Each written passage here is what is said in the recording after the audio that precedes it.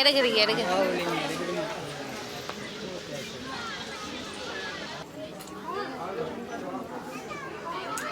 Set ஆகும்.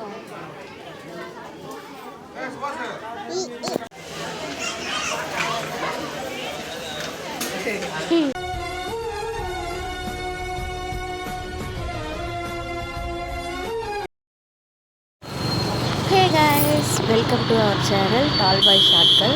இப்போ நம்ம எங்கே போயிட்டுருக்கோம் அப்படின்னா, நம்மளோட பிரின்சஸ்க்கு வந்து பர்த்டே வரப்போகுது, செகண்ட் பர்த்டே. ஸோ அதுக்காக நம்ம ட்ரெஸ் பர்ச்சேசிங் தான் போயிட்டுருக்கோம்.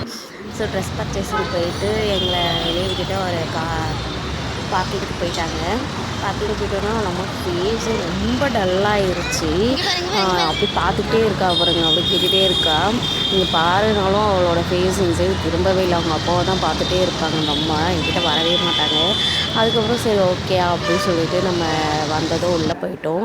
உள்ளே போனதும் ஆடி ஆஃபர்லாம் சூப்பராக போட்டிருந்தாங்க. சாரீஸ்லாம் எனக்கு பிடிச்சிருந்தது. இருந்தாலும் நான் சாரீ கட்ட மாட்டேன், அதனால் வந்து வாங்கலை. அதுக்கப்புறம் நம்ம 3rd ஃப்ளோருக்கு வந்துட்டோம் பேபி ட்ரெஸ்ஸிங்க்கு. தேடி தேடி அவர் ஒரு ட்ரெஸ்ஸு செலக்ட் பண்ணி அதை கையில் எடுத்து வச்சாச்சு. அவளுக்கு செட் ஆகுமா ஃபஸ்ட்டு பாருங்க. என் பொண்ணுக்கு எல்லாமே செட் ஆகும்.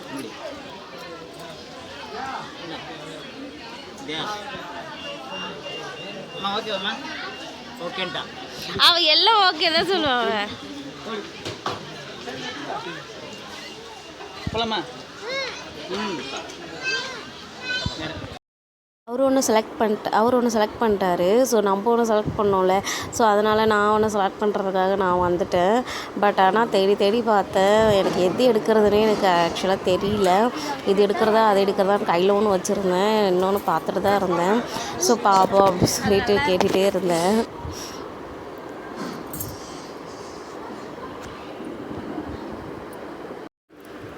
ட்ரெஸ் பத்தாதோ அப்படின்னு சொல்லிட்டு வச்சுட்டே இருந்தேன். எனக்கு கிண்டல் பண்ணிகிட்டு இருந்தார் இவர்.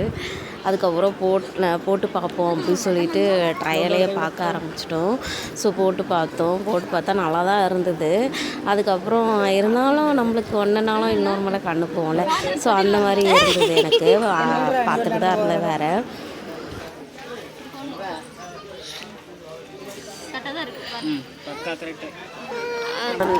இதெல்லாம் ரஃபீஸ்க்கு போடுற மாதிரி போட்டிருந்தாங்க.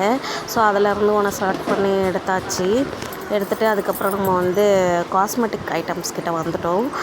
பேபிக்கு தேவையான வளையல், கம்மல், ஸோ அதெல்லாம் பார்த்துட்டு இருந்தோம் செட் எல்லாமே. ஸோ ஆனால் வளையல் மட்டும் தான் கிடச்சிது. ஐயே இது மாதிரி கிடையாது, கொஞ்சம் ஏதாவது ஃபங்க்ஷனுக்கு போடுற மாதிரி டிசைன்ஸ்.